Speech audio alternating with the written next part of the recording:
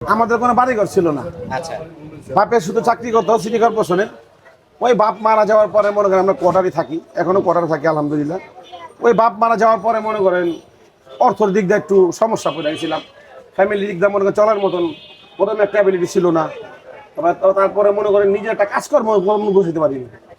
তখন ভাবলাম 2000 সালে যে কিছু একটা করতে হইব।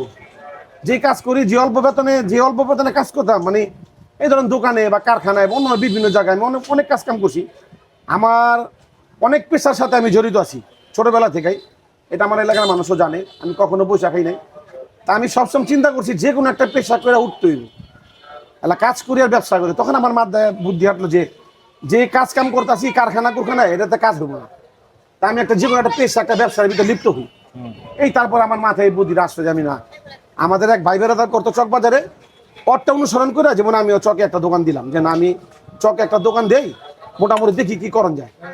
আস্তে আস্তে মনে করি এই ব্যবসার সাথে আমি এত বছর জড়িত হয়ে গেছি, নিজেও মনে করতে পারি না। আজকে 26 বছর ধরে ব্যবসা আমি জড়িত। আচ্ছা। তো অনেকের ভিতরে আমার অনেক কিছু, আমার উপরে ঝড় তুফান অনেক কষ্ট পরিশ্রম গেছে, কিন্তু তারপর আমি এই ব্যবসাটা ধরে রাখছি আলহামদুলিল্লাহ।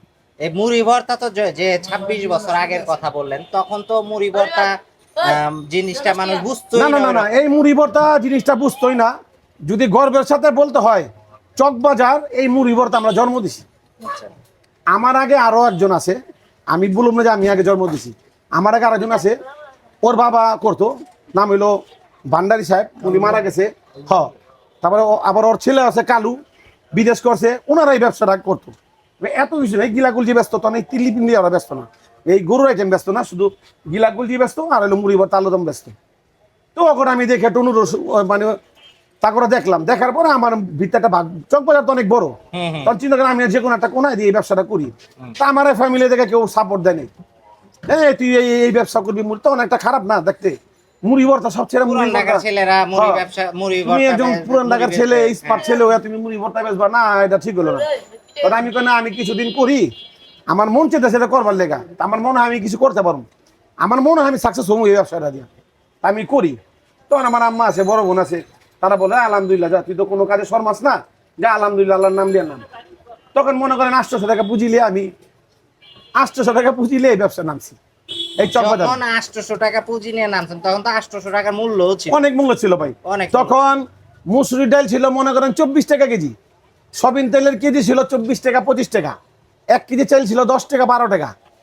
হ্যাঁ, আপনার মুসুরি ডাল ছিল, 1 পা মুসুরি ডাল কিন্তু কত, আপনার 8 টাকা 6 টাকা কিন্তু 1 পা মুসুরি ডাল, কিন্তু মানে সব কিছু দাম কম ছিল। সয়াবিন তেল ছিল 30 টাকা 32 টাকা কেজি, 1 কেজি গরুর মাংস ছিল 50 টাকা। ব্যবসা তখন অনেকে খাইতোই না, 30 টাকা কেজি তখন খাইতেই না।